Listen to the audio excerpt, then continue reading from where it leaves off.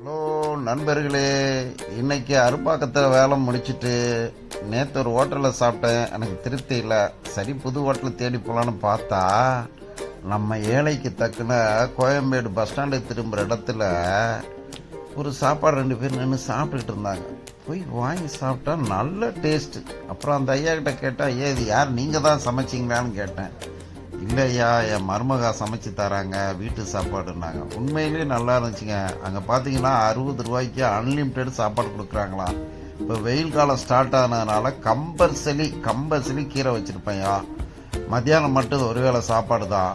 மீன் குழம்பு இருக்கும், ரசம் இருக்கும், மோர் இருக்குது, அப்புறம் சாம்பார் இருக்குது, வறுத்த மீன் இருக்குது, அவிச்ச முட்டை இருக்குது. எது வேணாலும் நீங்கள் சாப்பிட்டுக்கலாம்யா, அதுக்கு தனி ரேட்டுனாங்க. நல்ல சுவையான சாப்பாடுங்க, திருப்தியாக இருந்துச்சு. அந்த இடத்துல எவ்வளோ பேர் வந்து வாங்கி பார்சல்லாம் வாங்கிட்டு போங்க. நீங்களும் போய் வாங்கி